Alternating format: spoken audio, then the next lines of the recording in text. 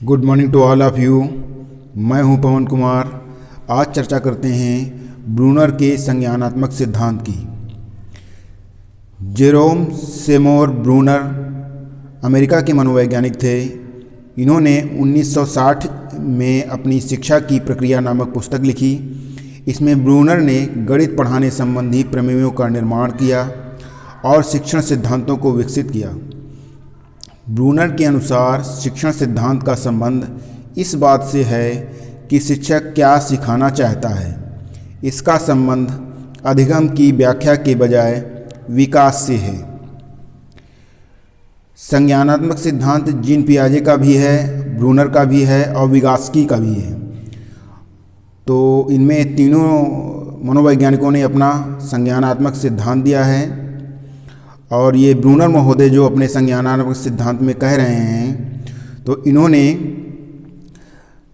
अपने संज्ञानात्मक सिद्धांत को 3 अवस्थाओं में बांटा है और ये बताया है कि संज्ञानात्मक सिद्धांत 2 प्रश्नों का उत्तर देता है।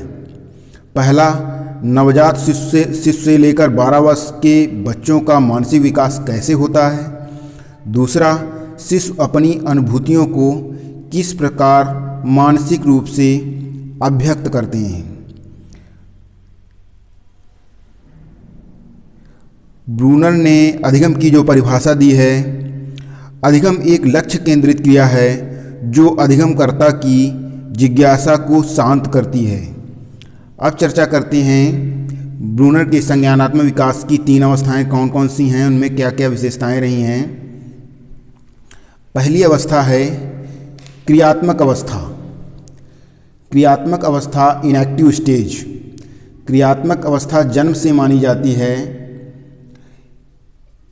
इस अवस्था में बालक अपनी अनुभूतियों को क्रिया द्वारा व्यक्त करता है, जैसे दूध का बोतल देखकर शिशु का मुंह चलाना या पैर पटकना। इस अवस्था में मानसिक प्रतिबिंबों एवं भाषा का महत्व नहीं होता है। निष्कर्ष रूप में कहा जा सकता है कि क्रियात्मक अवस्था में बालक अपने वातावरण को क्रियाओं के द्वारा समझने का प्रयास करता है। दूसरी अवस्था है प्रतिबिंबात्मक अवस्था। प्रतिबिंबात्मक अवस्था आइकॉनिक स्टेज कहते हो और यह 3 वर्ष से प्रारंभ होती है। इस अवस्था में बालक को ज्ञान, दृश्य, स्मृति या प्रतिबिंबों या छाया के आधार पर होता है। बालक जो है इस अवस्था में बालक अपना ज्ञान दृश्य, स्मृति या प्रतिबिंबों एवं छाया के आधार पर प्राप्त करता है। उदाहरण के लिए बालक तीव्र प्रकाश, ध्वनि और अचानक अंधेरा इत्यादि से प्रभावित होता है। निष्कर्ष रूप में ये कहा जाएगा कि बालक कुछ प्रतिमाएं बनाकर कुछ प्रतिमाओं को बनाएगा और उनकी अनुभूतियों को व्यक्त करता है। और यहाँ पर ये बात ध्यान देने योग्य है कि जीन पियाजे के प्राक संज्ञात्मक अवस्था से ब्रूनर का दृश्य प्रतिमा की अवस्था मिलती जुलती है। तो प्राक संज्ञात्मक अवस्था जो है ये प्रतिबिंबात्मक अवस्था से मिलती जुलती है। तीसरी अवस्था है संकेतात्मक अवस्था, सिंबॉलिक स्टेज। यह अवस्था जो है 7 वर्ष से प्रारंभ होती है। संकेत विभिन्न वस्तुओं को समझने का संक्षिप्त तरीका है और यह अवस्था अधिगम की उच्च अवस्था होती है। संकेतों के प्रयोग से बालकों की संज्ञानात्मक शक्ति का विकास होता है। इस अवस्था में बालक अपनी अनुभूतियों को क्रियाओं, प्रतिबिंबों के द्वारा नहीं बल्कि संकेतों या भाषा के द्वारा अभिव्यक्त करता है।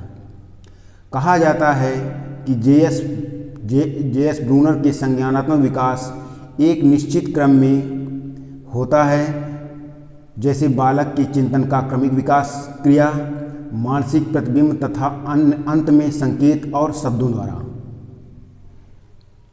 इस प्रकार से ब्रूनर के संज्ञानात्मक विकास का क्रमिक विकास 3 अवस्थाओं में होता है।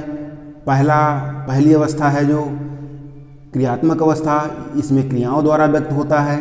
दूसरी अवस्था है प्रतिबिंबात्मक अवस्था, जिसमें दृश्य स्मृति प्रतिबिंबों के आधार पर अभिव्यक्त किया जाता है, अनुभूत किया जाता है। तीसरी अवस्था है संकेत और शब्दों के आधार पर। तो ये तीसरी स्टेज है संकेतात्मक अवस्था। इसमें शब्दों के आधार पर अपनी अभिव्यक्ति और भाषा के द्वारा अभिव्यक्त की जाती है। वीडियो देखने के लिए धन्यवाद। हमारा चैनल सब्सक्राइब कर लें।